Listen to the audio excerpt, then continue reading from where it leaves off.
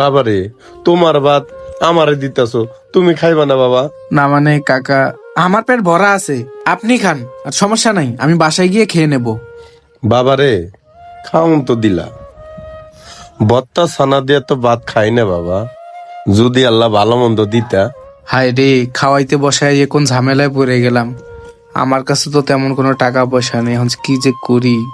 পকেটেও তেমন টাকা নাই, মনে হয় 20-30 টাকার মতো আছে। কি করি এখন? বুঝলাম না, ছেলেটা ওই দিক ঘুরে কি করতেছে। আচ্ছা খাওয়াই, পরে কি হয় হবে।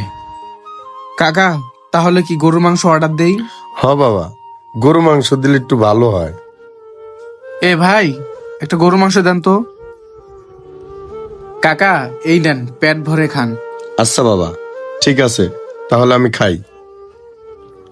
যাক, ঢাকার শহরে আওয়ার পরে অনেকদিন যাবত ভালো মন্দ খাই নাই। যাক, এবার একটু গরু মাংস পাইছি, একটু শান্তি মতন কয়টা ভাত খাইতে পারবো। পাইছে ফ্রি খাবার, জর্মের মতো খাইতেছে, মনে হয় জীবনে খাবার খায় নাই। আহারে, কাকা মনে হয় সত্যি না খেয়ে রইছিল।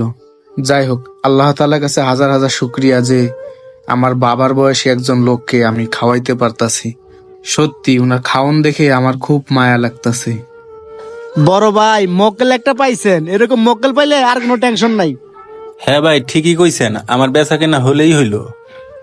ভাই, ভালো করে পেট ভরে খিলান, পরে কাজে লাগবো। হ্যাঁ, ভালো করে খাওয়াইতাছি, আপনি আপনার চিন্তা করেন। আইসি নেকামো করতে। বাবারে, পেট ভরে তো খাওয়াইলা,